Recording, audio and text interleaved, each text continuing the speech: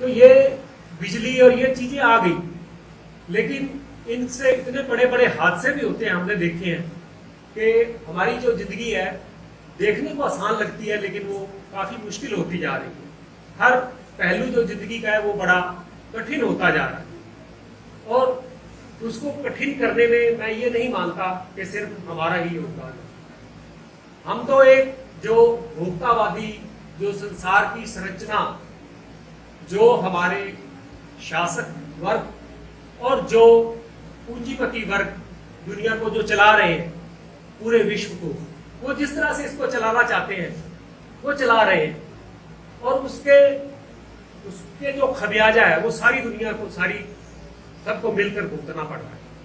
क्या आप जानते हैं कि इस धरती पर 71% पानी है? इस धरती पर, पूरी धरती पर 71% जो है वो पानी ने घेर रखा है, और वो उस 71% पानी में से 90% पानी खारा है जो पीने लायक नहीं है। सिर्फ 10% पानी है जो पीने लायक है, और हम क्या कर रहे हैं? सारा पानी बहने दे जा रहे हैं, और वो कहां जा रहा है? वापस उसी खारे पानी में जा रहा है। और वो आएगा कैसे? वो आता कैसे है? ये मेरे से पहले बोलने वाले वक्ताओं ने आपको बताया, और आपने खुद भी बताया कि कैसे वो समुद्र से वाष्पीकरण होकर के वो बादल बनते हैं, और वो बादल फिर आके बारिश करते हैं, तब जाके हमें जो पीने योग्य जल है वो प्राप्त होता है। तो अब ये आप सब जानते हैं कि बारिश कहाँ ज्यादा होगी? तो ये थोड़ा सिंपल लॉजिक है, इसके लिए कोई रॉकेट साइंस नहीं है, कोई बहुत ज्यादा समझने वाली बात नहीं है जो किताबों में मिलेगी, ये सबको पता है। लेकिन हम कर क्या रहे हैं?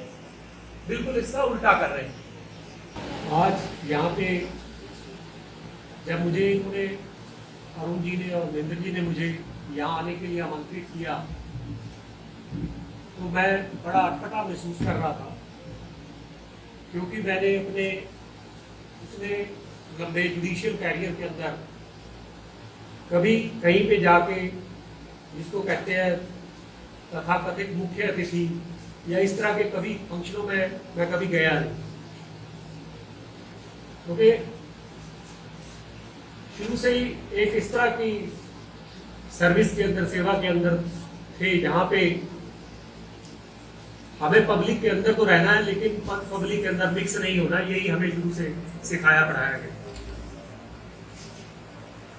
तो हालांकि पब्लिक में जो कुछ चल रहा है, जो कुछ घट रहा है, उसमें हम सम्मिलित हैं, शामिल हैं, उससे प्रभावित होते हैं, लेकिन उसमें हम दखल नहीं दे सकते सीधे तौर पे जाके। तो इसलिए मुझे थोड़ा अजीब लग रहा था, लेकिन यहाँ आके मुझे लगा कि जैसे वही पुराना 40-45 साल पुराने मैं अपने सरकारी स्कूल के अंदर दोबारा पढ़ने के लिए बैठ रहा हूँ, और मुझे यहाँ टीचर खड़े होकर मुझे पढ़ा रहे हैं, और मुझे सचमुच वैसी फीलिंग आ रही है कि ये कितनी छोटी छोटी चीजों को ये आपके जो टीचर है, अध्यापक है, उनको नोट करते हैं, कैसे वो पूरी समाज के ऊपर, कैसे पूरे इन्वायरमेंट के ऊपर, हर चीज पे उनकी निगाह है, और आपको उसके साथ वो जोड़ रहे हैं। जब मैं इसके बारे में सोचता हूं तो मेरे गांव के अंदर तो सिर्फ प्राइमरी तक का स्कूल था, तब आपकी तरह वर्दी नहीं होती थी। हम कुछ भी घर से जो मिलता था, पजामा मिला, कच्छा मिला, जो भी मिला, पहन के स्कूल में बैठ जाते थे आके। दरिया भी नहीं होती थी, हम अपने घर से बोरियां लेके आते थे, इतनी इतनी काट के, चटाइयां बना के उनमें बैठते थे। पानी स्कूल के अंदर कोई नल नहीं होता था, कोई कुछ नहीं होता था, घर से इतने इतने छोटे छोटे मटके हम पानी के भर के ला के दीवार के साथ साथ सजा देते थे, तो वहीं से पानी पीते थे। 5वीं कक्षा पास करने के बाद मैं हमारे गांव से 7 किलोमीटर दूर एक स्कूल था, मिडिल स्कूल में, वहां पढ़ने गया। वहां भी लगभग ऐसी ही हालत थी, पानी नहीं ले जा सकते थे वहां, लेकिन वहां स्कूल से थोड़ी दूरी पे, जैसे गांव के अंदर जाते थे, जौड़ के किनारे पे नल लगा हुआ था, उसका पानी इतना ठंडा था, या शायद उस टाइम हमें ठंडा लगता होगा, मुझे अब लगता है क्योंकि तब ना कोई फ्रिज थे, ना बिजली थी, ना कूलर थे, ना एसी थे, ना पंखे थे। तो जब हम 7-8 किलोमीटर बिना किसी सड़क पे रोड से पैदल आ रहे हैं, जो पजामे हमारे हमारे बस्तों के अंदर डाले हुए हैं, उनको हमने वहां जाके पैर धो के पहन के स्कूल में जाना है, तो हमें इतना पानी ठंडा लगता था वो कि कई बार लगता था कि जैसे कोई दूसरा साथी पानी चला रहा था तो एकदम पानी गिरता तो ऐसे उछल के दूर जाते थे कि इतना ठंडा पानी। अब तो शायद उस चीज को कोई महसूस भी नहीं कर पाएगा, वो पानी शायद दोबारा कहीं देखने को मिलेगा भी नहीं। तो वहां से हम जब रास्ते में वापिस आते थे, इतनी मई के महीने में स्कूल से जब वापिस आ रहे हैं पूरी गर्मी के अंदर, तो रास्ते में पेड़ ही थे जिनकी छाया में हम बैठते थे जाके, और हमें लगता था कि अब सुकून मिला है, जो सांसें हैं वो थोड़ी बराबर हुई है। तो फिर हम बीच में रुक के 2.5-3 किलोमीटर के बाद फिर दोबारा अपनी वो यात्रा को शुरू करते थे। इस तरह की मुश्किल जिंदगी थी। अभी सोमनाथ जी का जिक्र हो रहा था, शहीद सोमनाथ जी का। मैं अपनी सर्विस में, मेरी अभी HCS जुडिशियल में मेरी सिलेक्शन हुई थी, और उसी समय लगभग ये डबवाली के अंदर ये जो दुर्घटना हुई थी जिसके अंदर उनकी मृत्यु हुई, तो मैंने वो सारा मंजर अपनी आंखों से देखा है। तो ये बिजली और ये चीजें आ गई, लेकिन इनसे इतने बड़े बड़े हादसे भी होते हैं, हमने देखे हैं कि हमारी जो जिंदगी है देखने को आसान लगती है, लेकिन वो काफी मुश्किल होती जा रही है। हर पहलू जो जिंदगी का है वो बड़ा कठिन होता जा रहा है, और उसको कठिन करने में मैं ये नहीं मानता कि सिर्फ हमारा ही योगदान है। हम तो एक जो भोक्तावादी, जो संसार की संरचना, जो हमारे शासक वर्ग और जो पूंजीपति वर्ग दुनिया को जो चला रहे हैं, पूरे विश्व को, वो जिस तरह से इसको चलाना चाहते हैं वो चला रहे हैं, और उसके जो खमियाजा है वो सारी दुनिया को, सबको मिलकर भुगतना पड़ रहा है। हम देखते हैं अंतरिक्ष में, रात को देखते हैं, इतने लाखों करोड़ों जो सितारे हैं, तारे हैं। कभी रात को बाहर सो के देखा है हमने? तो हमारी तो बचपन सारा ही बाहर सो के गुजरा है। पूरे रात को सितारे पूरे भरे होते थे आसमान। अब तो बहुत सालों से कभी बाहर सोने का मौका ही नहीं मिला। तो ये इतनी जो ग्रह, उपग्रह, ये धरतियां, हमारी जैसे धरती है इस तरह के बहुत धरतियां हैं, फिर भी क्यों कहते हैं कि धरती सिर्फ एक है? क्या कोई बता सकता है आप में से कि धरती सिर्फ एक ही क्यों है? इसको क्यों कहते हैं कि धरती एक ही है? कितने ग्रह हैं, चंद्र ग्रह, मंगल ग्रह, कितनों के नाम नहीं जानते हम, तो कितनों के जानते हैं। ये क्यों कहते हैं कि धरती सिर्फ एक है? ऑक्सीजन है जी, जीवन है सबसे महत्वपूर्ण चीज, क्योंकि जीवन सिर्फ एक ही ग्रह पर है और वो धरती है। इस बार जो ये जिसको हम आज मना रहे हैं पर्यावरण दिवस, ये आज से 40 साल पहले सन 1972 में स्वीडन के अंदर स्टॉकहोम में एक पूरे वर्ल्ड लेवल के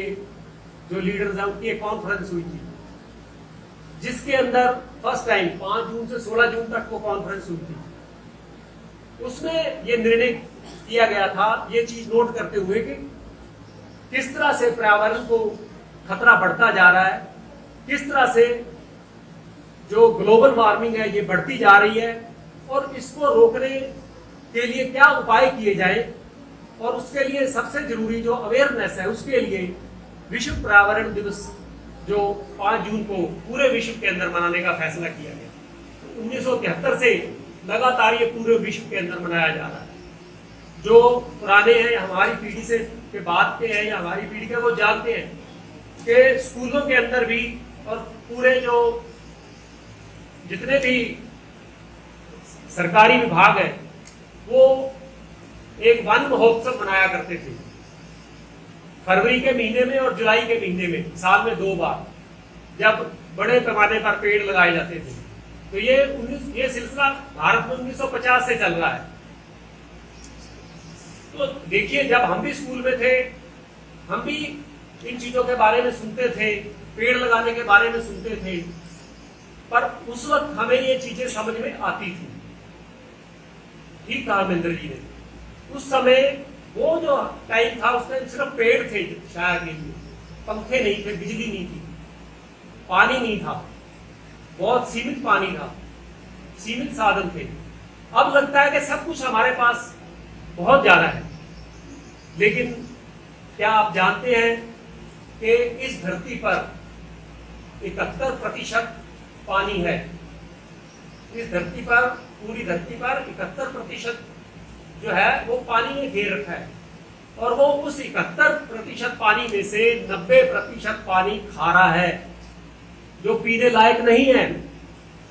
सिर्फ 10% पानी है जो पीने लायक है,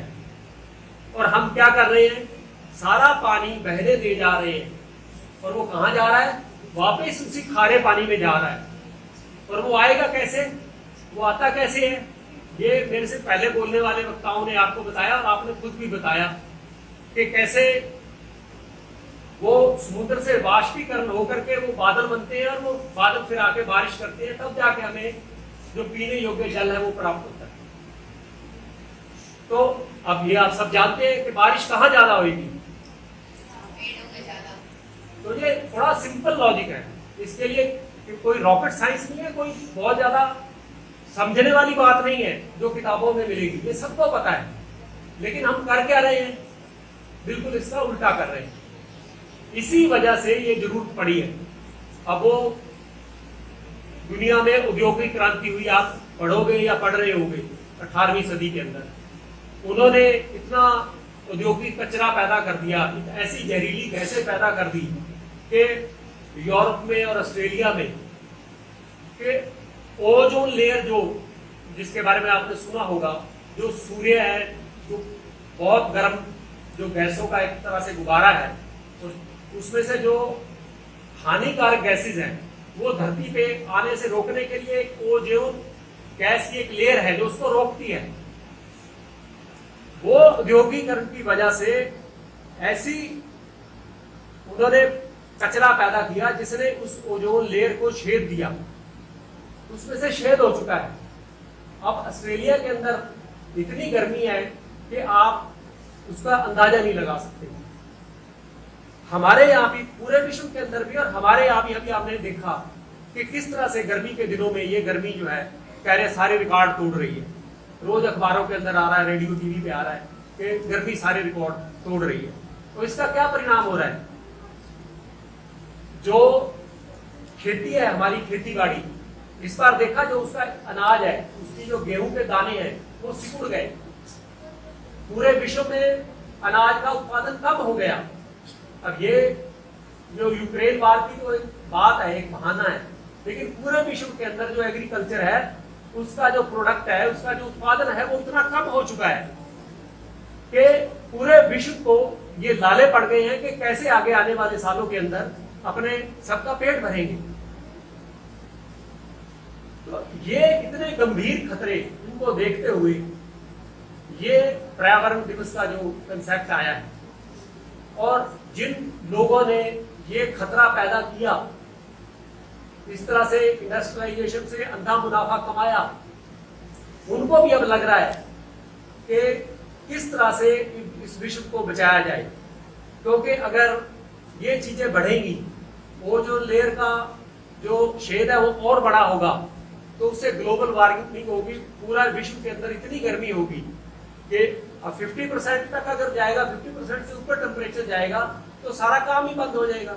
अभी रिपोर्ट्स आ रही है महाराष्ट्र के अंदर दिन के अंदर कोई भी किसान काम करने के लिए नहीं जा रहा, रात को बैटरियां, टॉर्च और लाइटें लेकर के रात के समय में खेतों में काम कर रहे हैं, क्योंकि निकल ही नहीं पा रहे हैं वो। तो ये हालत होने जा रही है कि पूरा चक्कर ही बदल जाएगा। आपकी फसलें जो आप यहाँ अब तक बो रहे हैं, ये फसलें हम बो ही नहीं पाएंगे, ये होएगी, इतनी गर्मी होएगी। तो ये सारे खतरे जो है ये अब बहुत दूर नहीं है, बिल्कुल हमारे दरवाजे पे दस्तक दे रहे हैं। अगर आप इनके बारे में जागरूक नहीं होंगे, अपने समाज को जागरूक नहीं करेंगे, तो हम एक ऐसी जगह पर जाएंगे, संसार इसे ऐसे मुहाने पर खड़ा हो गया है कि जहां से फिर कोई वापसी नहीं है और दूसरी कोई धरती नहीं है। हमने पूरा जोर लगा के देख लिया, चंद्रमा पर चले गए, मंगल पर चले गए, सब जगह दुनिया ने जाके देख लिया, नासा ने जाके देख लिया, सबने जाके देख लिया कि जीवन कहीं नहीं है, सिर्फ धरती यही है, यहीं पे जीवन है, यहीं रहना है, इसको बचाना पड़ेगा। और इसको बचाने के लिए एक चीन में एक कहावत है कि अगर आप सिर्फ 1 साल का प्लान बनाते हो तो आपको धान लगाना चाहिए, और अगर आप 10 साल का प्लान बनाते हो तो आपको पेड़ लगाना चाहिए, और अगर आप 100 साल का की योजना बना रहे हो तो आपको शिक्षा देनी चाहिए। तो यहाँ सिर्फ शिक्षा, पर्यावरण के बारे में शिक्षा, उसके बारे में जागरूकता, एक एक बच्चे को, एक एक सिटीजन को, जब तक ये जागरूकता नहीं आएगी तब तक ये नहीं होगा, किसी भी हालत में नहीं होगा। चाहे इसके लिए सरकारी कितने भी प्रयास कर लें, चाहे एनजीओ कितने भी प्रयास कर लें, लेकिन जब तक ये अवेयरनेस और ये जागरूकता हर एक लेवल पर, हर एक जगह पे नहीं जाएगी, तब तक मुझे बड़ी खुशी हुई ये महेंद्र जी को, उनके स्कूल के बारे में, मान सिंह जी को और इनको, अरुण जी को, ये जो पहल इन्होंने की है इस इलाके के अंदर, और इनको देख के बहुत से लोग जो है इनसे प्रभावित होके, ये एक तरह से हमारे इस वक्त के जो पर्यावरण योद्धा हैं, मुझे इन पर गर्व है और मैं इनको बहुत बहुत बधाई देता हूँ। ये आने वाले समय के अंदर ये जो ज्योति इन्होंने जलाई है, ये बहुत बड़ा जो है एक तरह से सूरज की तरह बाकी जगह की ये रोशनी पहुंचेगी, और लोगों को इसके बारे में अंततः ये सोचना ही पड़ेगा, देखना ही पड़ेगा कि इसका हल यही है, इसका कोई और इलाज नहीं है। हम खुद पूरा दिन अगर बिजली को, पानी को, धरती को, इन चीजों में जो वेस्टेज हो रही है, जो भी हम उसके बारे में नहीं सोच रहे हैं, इसके बारे में अगर हम पैर पैर पे नहीं सोचेंगे, लोगों को चेताएंगे नहीं, बताएंगे नहीं, तो वो उनको अनकॉन्शियस माइंड में पता भी होगा, लेकिन वास्तव में वो उस, अब जो चीज उनको पता ये गलत है, वो फिर भी वो गलत कर रहे हैं। वो सोचते हैं कि मेरे करने से क्या होगा। लेकिन मैं आपको यहाँ कहना चाहता हूँ कि एक छोटी सी कहानी है, बच्चों की एक पुस्तक में पढ़ी थी कि एक बार जंगल के अंदर आग लग गई, तो एक चिड़िया पानी अपनी चोंच में भर के और ले जाके वहां पे डाल रही है। तो वहां से एक बंदर आया, उसने कहा कि चिड़िया ये क्या कर रही हो, तुम्हारी ये चोंच से ये आग बुझ जाएगी। तो उसने, चिड़िया ने जवाब दिया कि कम से कम आने वाली पीढ़ियां मुझे ये तो कहेंगी, आप भी तो बताओगे कि मैंने प्रयास किया था, मैंने आग बुझाने की कोशिश तो की थी। अगर हम कोशिश ही नहीं करेंगे तो ये जो पूरे विश्व के अंदर जिस चीज का आज इतना बड़ा खतरा मंडरा रहा है और सामने दिख रहा है, उसके बारे में कुछ नहीं हो पाएगा। और इसके लिए मैं आप सबको बहुत बधाई देता हूं कि आपने इतना अच्छा आयोजन किया, आपने यहाँ बच्चों के अंदर इतनी कॉन्शियसनेस पैदा कर रहे हो, जागरूकता पैदा कर रहे हो, पूरे समाज को साथ जोड़ने की कोशिश कर रहे हो, और अध्यापकगण जो है इसके अंदर इतना बढ़ चढ़ के भाग ले रहे हैं, उनके सहयोग से ये सब हो रहा है, और गांव वासियों के साथ मिलकर आप ये कर रहे हो, और अलग अलग एनजीओ और जो ऐसी सामाजिक संस्थाएं हैं वो इसके अंदर इतना योगदान देंगे, देख के बहुत ही अच्छा लगा। और मैं आप सबको बधाई देता हूँ, सभी संस्थाओं को अपनी तरफ से बधाई देता हूँ, और बच्चों को भी इतने बड़े कार्य के अंदर भाग लेने के लिए और छुट्टियों के अंदर आके यहाँ पे आने के लिए, यहाँ अपना समय निकालने के लिए, मैं वाकई में ये मानता हूँ कि आपने इतना उनका कॉन्शियसनेस का लेवल, उनकी जागरूकता इतनी बढ़ा दी है कि वो स्कूल के अंदर आज आके छुट्टी वाले दिन आके बैठे हैं और हमारे साथ ये वार्ता कर रहे हैं। तो अंत में मैं आप सबका बहुत आभारी हूँ कि आपने मुझे यहाँ पे आने का मौका दिया। धन्यवाद।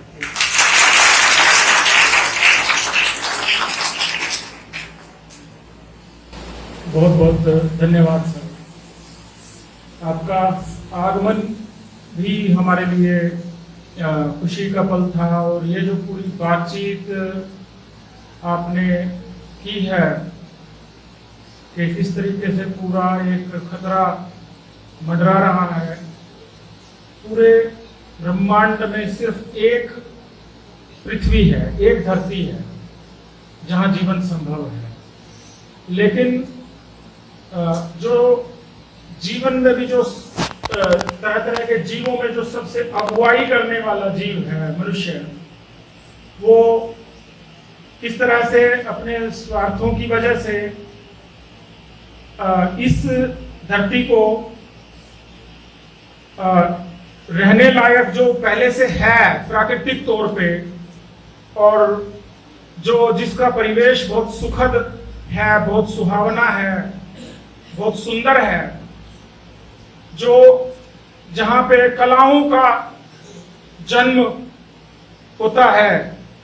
जहां सुंदरता, नयापन हमें पल पल दृश्यमान होता है, वहां पे ये जो दृश्य हैं कि खेतों के बिल्कुल पास, जैसा नरेश जी बता रहे थे कि पेड़ जलाए जा रहे हैं, और कौन जला रहा है? जो अन्नदाता कहा जाता है, किसान जो जमीन को तैयार करता है, वो जला रहा है। मतलब हम अपने जो व्यापक हित हैं उनको हम भूल रहे हैं, और ये क्या होगा, आने वाला समय किस तरीके का होगा, जिस तरीके से तापमान बढ़ रहा है, जैसे लोगों का बाहर निकलना मुश्किल हो रहा है, तो क्या होगा और हमें क्या करना चाहिए। हमारी हौसला अफजाई भी की है सर ने, लेकिन हमें लगता है कि ये प्रयास और ज्यादा संगठित रूप से और ज्यादा व्यापक रूप से मिलजुल करके, हमारे बच्चों ने जिस तरीके का हौसला दिखाया है सुबह से ही इनका आना, और हमें लगता है कि जो ये पौधे आज लगाए जा रहे हैं, आपने लगाने हैं पौधे, और उन पौधों का संरक्षण करना, उनमें नियमित रूप से पानी देना,